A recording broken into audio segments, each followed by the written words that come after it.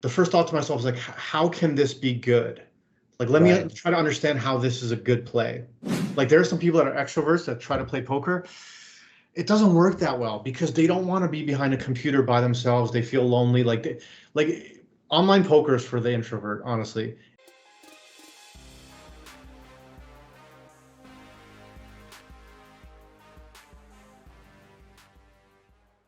So it's imagine a situation where it's queen 10 deuce, you have pocket queens.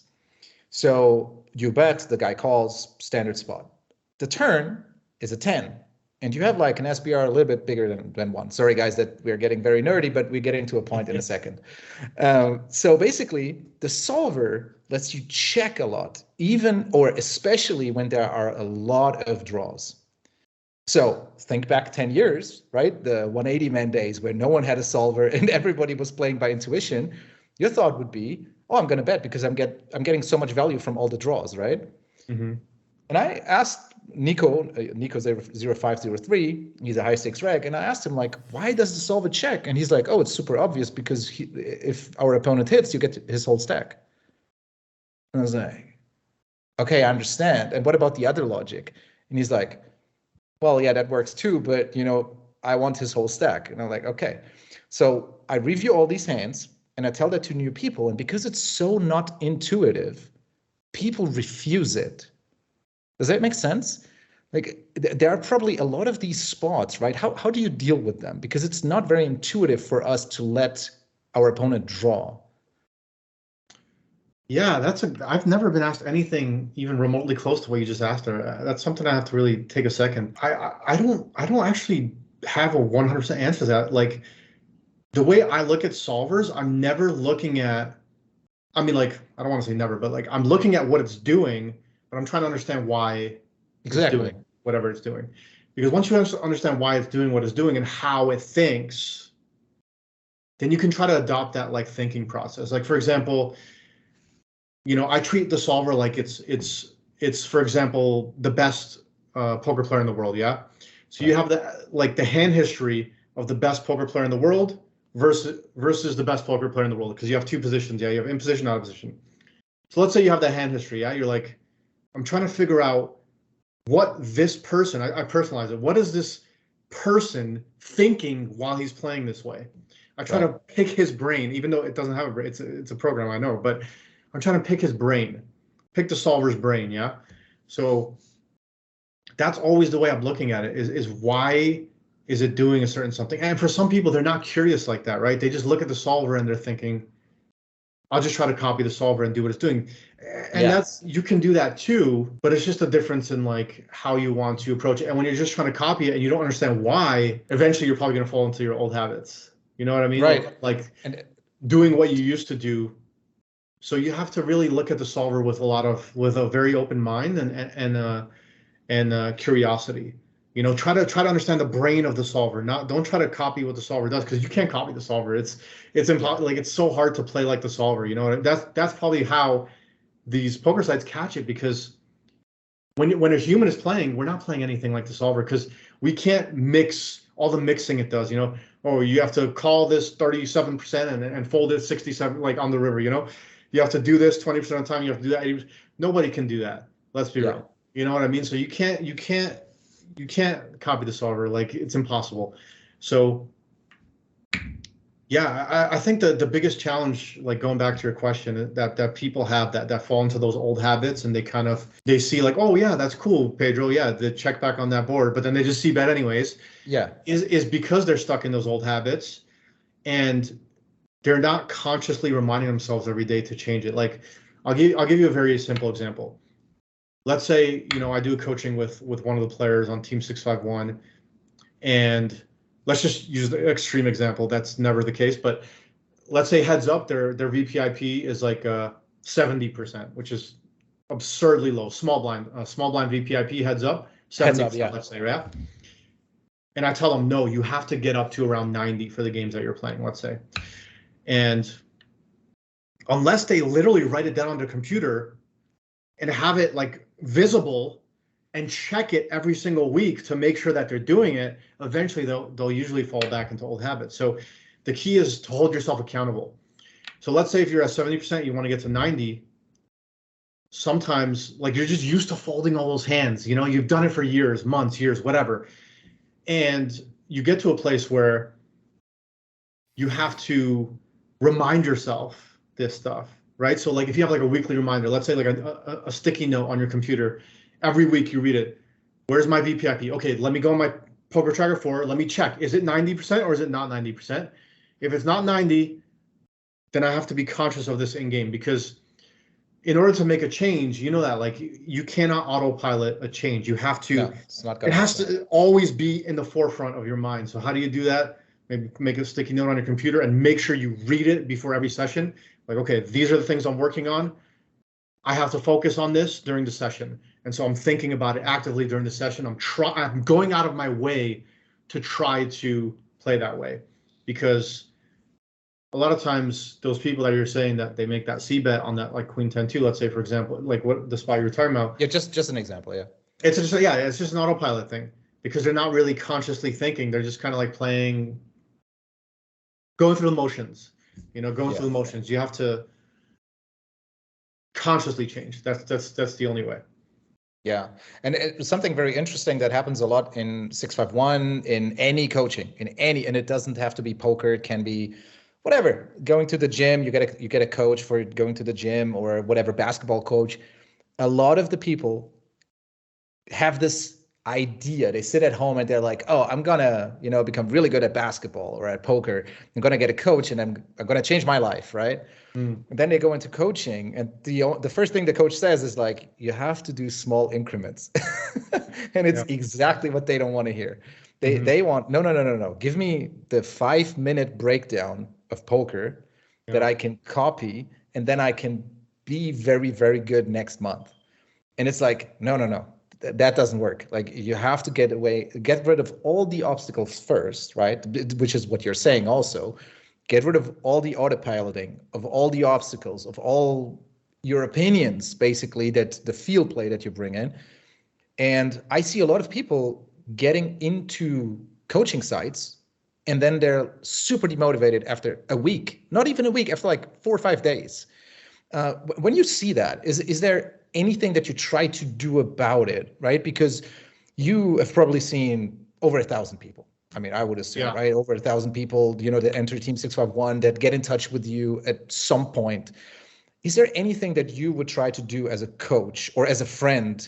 Or would you be like, you tried it, not for you, try the next time? What is your approach to that? Is there anything you would do? Yeah, that's a good question. I have told people, when they ask me, like, personally, like, hey, like, this is my situation. And I don't tell them, but I politely say, maybe poker is not for you. It's possible, right? Especially for that person that's like an extrovert. Like, there are some people that are extroverts that try to play poker. It doesn't work that well, because they don't want to be behind a computer by themselves. They feel lonely. Like online poker is for the introvert, honestly. It's really, it's like you have to be a bit introverted to play online poker. Like, I've seen extroverts try it, but they just cannot deal with the lifestyle. I have friends from New York that like just they think like, they're like, how do you do that? Like, how can you stay behind your computer for 8 hours? I don't get it. I have to be around people. I have to be talking to people. There's no way I can do this, So for some people, I think poker is not for them, very simply put. But also another thing that I think about is when people are struggling, I just think to myself, like, by the way they talk, I can just tell at this point, because I've done so many coaching hours. I can tell, are they going to get it or are they not going to get it? Because one of the things to really understand is that the brain, it takes a long time to train the brain. It really does, man. Like, so, like, we've seen so many people, on 651, like hundreds of players. And even the guys that are really sharp and really good, it still takes years for them to reach the highest stakes. Years, right? Yeah. So you have to practice it. You have to practice. Like, do you watch UFC or any MMA or anything like that, or no? No. Or let's say basketball, for example. Yes. Let's say like Steph Curry teaches you how to shoot. That doesn't mean you're not going to know how to shoot. You can be your coach. You can be the best coach in the world, but like, how are you going to get better at shooting? you're going to have to, first of all, take all the techniques that Steph Curry's teaching you and shoot for years, maybe hundreds or thousands of 3-point shots every single day for years to get to a point where you're good, you know? So like in poker, it's that way. Like you have to not only have a good coach, like somebody like a good mentor, a good coach, but you have to practice all the things that you learn, and you have to practice them all the time as much as you can, and study and do this for years to make the highest stakes. You know, this is not like an easy process, and some people are willing to do it, some people are not willing to do it. And then some people, I would say, just don't want to prioritize doing it. You know, like they have other priorities. Maybe they have a family, or maybe they have a social life, and they don't really want to commit 100% to it. Like, because if you commit 1,000% and like do what I say, you're gonna succeed. Like there's just no doubt about it, for sure. Unless you're miserable like playing poker and you're not curious about it at all, and you don't have like that appetite for learning. Yeah, other than that, like for sure. And like when me and Scott do the sessions, we know immediately when we're doing a coaching, we know immediately this guy's gonna make it. This guy's gonna make it. I know it. I know for sure. By the way he talks. By the way he talks, the questions he asks in the coaching session, and just like we'll ask him about his thought process on a certain spot and just hear it out, and we can tell fairly quickly, like, you know, which stakes this person will be playing at. And there's very few that I've seen that I thought would never make it. Very few, like literally like maybe like 5, you know, and all those people don't play poker anymore, you know, anyway. So it's just like those people that are just kind of like everything you say, there's like, you know, like, I don't really want to do that. I don't want to do this. And like, they're not willing. Those are the people that don't make, they're not willing at all. There's no willingness to sacrifice. Yeah. I mean, I remember when I started, I watched Boku. Do you remember Boku, by the way? Do you know who it sounds familiar, but I'm not sure. Boku 87, he was like a mass multi-tabler. He had like the world record before Alki broke it. I think he was Supernova Elite, and he played like $15 games. Like, it was so surreal. He played like 50 games at a time.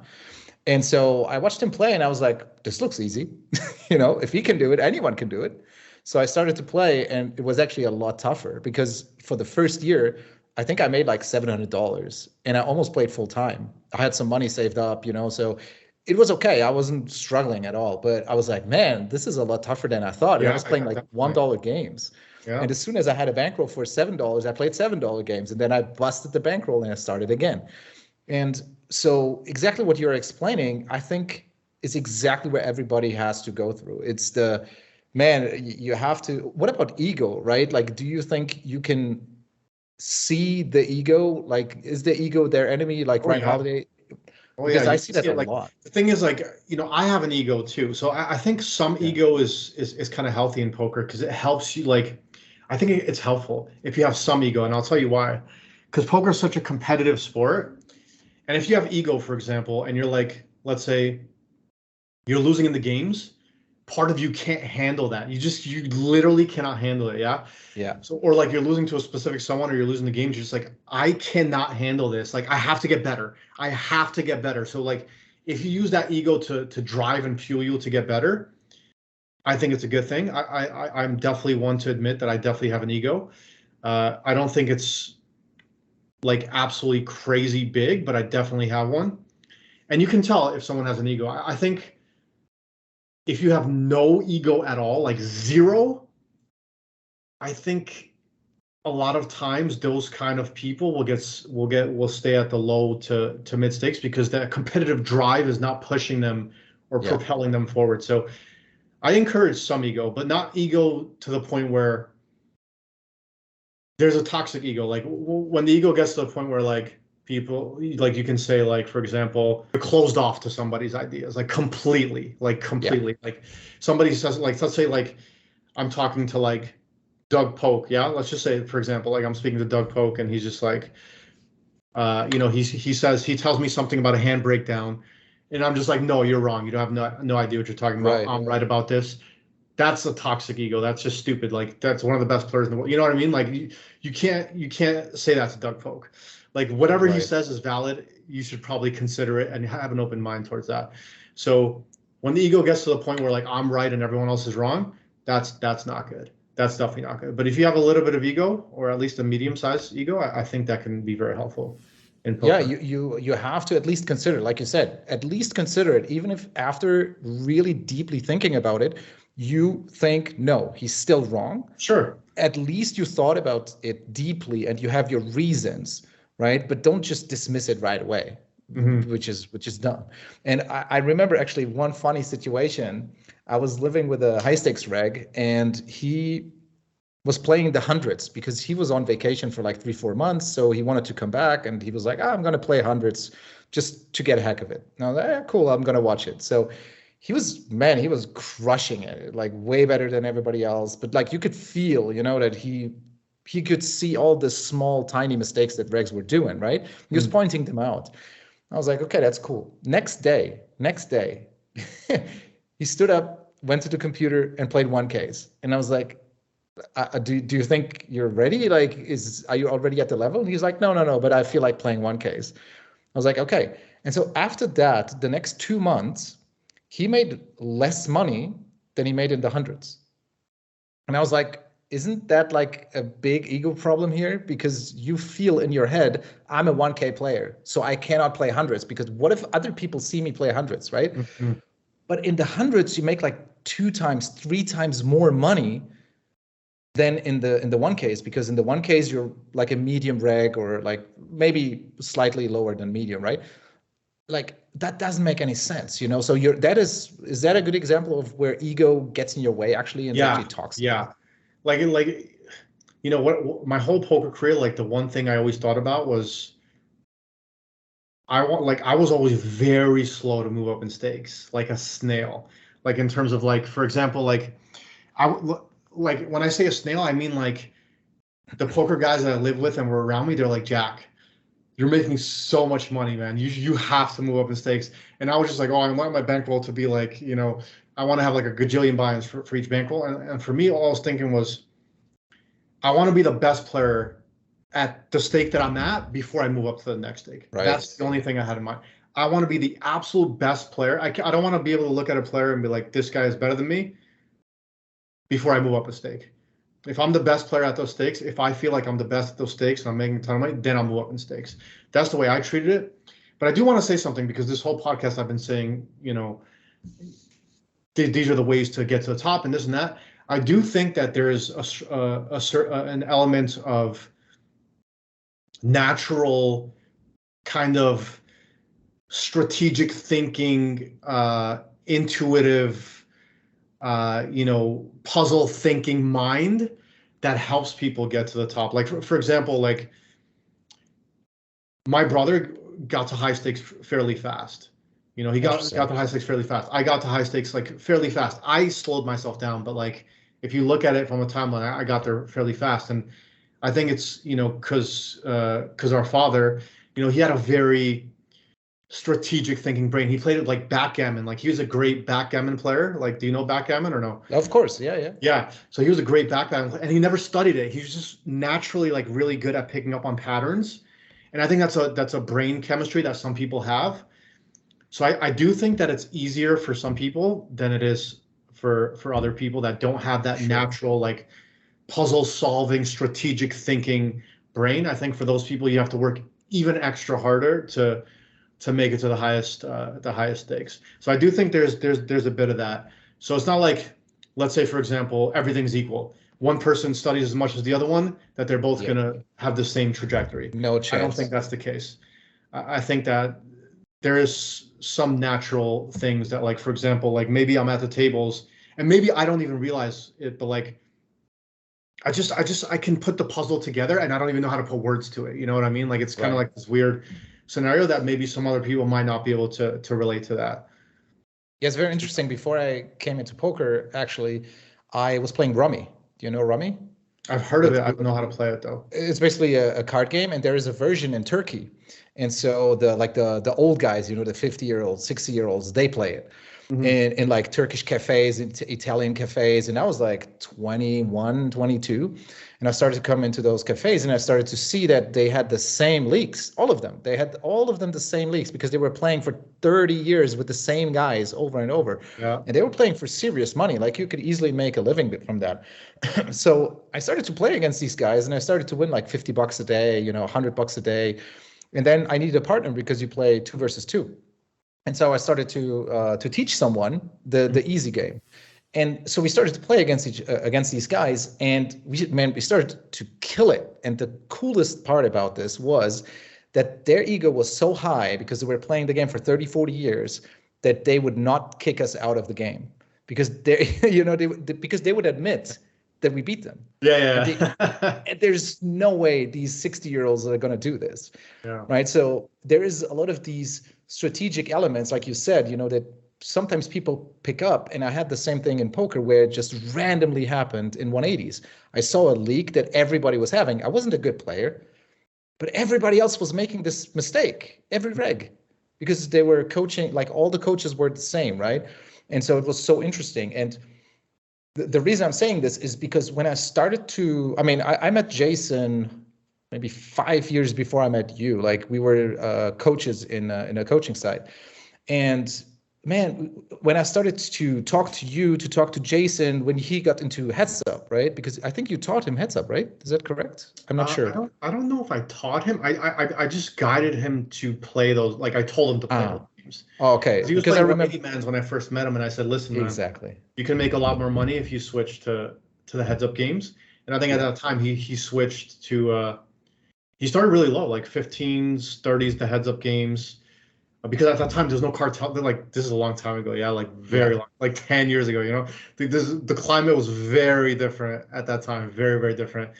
No cartel, like there's just like you can just like sit and play any stakes you want to at that time. It's like anybody can play any stakes, and all the players were bad. The regulars were bad, the recreationals were bad, everyone was bad. So, but at that time, like Heads Up was the game to play. Now it's changing, obviously. I remember back in the day when I started to talk to you guys and you said, oh, we probably want to do like a coaching side or something, at the beginning. And I was like, okay, let's just listen to what these guys have to say and let's just see how they coach. And there was structure. And I was shocked. I was like, what the hell is this? They're actually talking about the turn. They're actually talking about the river. Because everything back in the day was just, see bet the flop 100% and then just move on from there, right? Yeah. No one had a structure, and you guys were actually putting structure in. You were flexible. That was actually one of the main thing I really liked about Team 651 from the beginning, that you were flexible in your thinking about poker spots. It was not just, c-bet this 100%, and if the turn comes XYZ, c-bet or check, right? Like there was like specific things, and you said, let's see what the turn brings. Let's see how fast the player plays, and you were actually flexible with this. And till today, especially with Tomo, Tomo is the poster child, like perfect person to show this. He adapts like crazy, right? Mm-hmm. Is that still something that you think is important nowadays, or do you think we should take that back a little bit? Was there like an intermediate phase? It's very very important to adapt 100%, like very important. And what you mentioned before about I think you were saying like that it's easy in poker to like see something and label it as like bad and like not have an open mind about it. Exactly. Like that's something I'm careful with. Like now, like, we're doing like on our Team 651 channel, we're going to do some hand history reviews. I may like be more opinionated, but usually when I see a good player do something that at first I kind of like, it kind of shocks me, I don't label it as bad right away. I think to myself, the first thought to myself is like, how can this be good? Like, let me try to understand how this is a good play. I'll give it that chance, right? But then there's other things I'll see that I can label as bad right away. Like, for example, like some of these cash games, I was just watching, like right before the podcast, I was watching. I know where you're getting at now. I think it was the Hustler Casino live cash game, and this guy called 10-2 offsuit pre-flop. That's just bad. I don't, there's no ifs, ands, and buts about that. But like a lot of things in poker, I don't think you can necessarily just be like, this is definitely bad, especially if you see like a really good player doing something. You have to try to understand, like, I think it's very important to think to yourself, how can this be good? What was he thinking here that could have made this good, and does this make sense? So I kind of go through that thought process instead of immediately being like, this is just not a good play. This is bad, and there's no ifs, ands, or buts about it. But there are certain things that I will say that about, but it has to be very extreme. You know, like I said, like if somebody calls like a 3-bet with like 10-4 offsuit, I don't care what your reasoning was. This is bad. You should never be doing this. There's no chance. But like, let's say if somebody makes like this weird, terrible river call, and immediately like, oh, this is terrible. Like, this is the worst play I've ever seen. Like, some people will react that way. Yeah. Yeah. But if it's like a really, like, especially if it's a really good player, if it's like a recreational player, I'm probably not thinking that way. But if it's like a really good player, let's say like a top level player, and I see him doing that, I kind of like just think to myself, okay, let me think of why he made this really bad call. First of all, maybe he made this bad call, like usually the games we watch on live TV, because he wants to get invited to these games again. Maybe he wants to show that he's willing to make really bad calls on TV, so that people don't bluff him when he's off TV. You know, like, why is he doing this? There must be a reason for this. And those are two very good reasons somebody would be doing that. Let's say he makes a bad call and he's like, I'm showing on televised poker that I'm making a really wide call, like with fifth pair, so that when I'm playing these guys in the future, or when I'm playing people off camera, they're not going to bluff me, which is a huge edge. If people stop bluffing you, that's amazing. You know what I mean? Like, you can crush. And, or let's say like somebody makes like this massive bluff in a spot like where maybe they shouldn't have made the bluff. Maybe it's close in EV. Maybe it's like, maybe the bluff like makes like loses a little bit of money, but they made the bluff for image purposes, right? Because maybe they decide after that, I want to play a tight game and I want to get value from everybody else on the table. Or he thought that person's range was this or that, or he must have picked up on something. I'm trying to understand why a bad play is made when I see like a good or a great player making it. And I think that's very important to progress in poker, because it's so easy to be like, oh, that was terrible, and just brush it off and just, you know, whatever. That was a terrible play. Like, I don't agree with it, but like, you can say that if it's like for sure a terrible play, you know what I mean? Like a 7-2 offsuit, like 4-bet jam or something. Like, unless we play the 7 deuce game. Yeah, if you're playing the 7 deuce game, that's a whole different ballgame. But like, yeah, my point is like, yeah, I think poker players in general are too quick to label things as bad. Yeah, when they see it, like, very quick. I would, because of all of this, I would like to jump to a very specific situation years ago, and I would like to know how you remembered this, because I have no clue. Because you said you don't really watch live play, but you started recently, right? I have. The last couple of weeks, I've been getting into it. Exactly. Yeah. But do you remember the time when the German guys completely destroyed live poker and online poker? The Fedor Holtz, I don't know, man. There was like a group of like 8-9 German guys. Do you remember that time? Did you follow that at all? I vaguely remember that time. I do know what you're talking about. But when you say destroyed live poker, you mean like they made a lot of money? Is that what you mean? Oh my God. Yeah. There was, man, now I lack the name, but one of Fedor Holtz's best friends, he was like an online cash game guy, but he played like NL 500 or something like that. And he was like very comfortable, making good money. He didn't really want to do anything outside of his box, right? And so he met Fedor and they started living together in Vienna. And then Fedor was like, man, you have to get into MTTs because you're going to completely destroy. And he was playing the 100Ks already, you know, Triton. That was actually the first year of Triton, the Triton High Rollers. And so basically he was like, yeah, okay, whatever. Let me just play them. And he won like 4 tournaments in a row. Like they only had like 8 tournaments in total, like high roller tournaments. That was like the first year. And he won 5. And the sickest thing was the last tournament, it was 8-handed. And it had 7 Germans, 7, and Justin Bono. That's it. That was the whole final table. And so the reason I'm asking this is that these guys were extremely well structured. I don't know if you know the story, but they had a guy at home. They paid him. that when they went on WhatsApp, they could message the guy the hand, the stack sizes and everything, and the guy would put it into PIO solver and run the hand and reply to them back if the play was good or not. That's how dedicated they were. They had a guy sitting at home just running simulations all the time.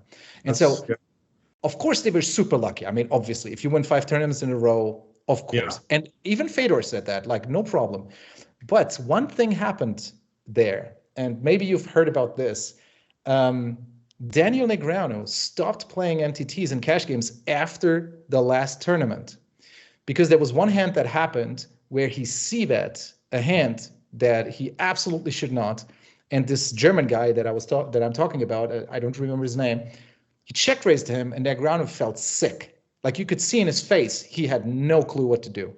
And after that tournament, he said in an interview, he spoke to Fedor and these guys, and he asked if they could coach him.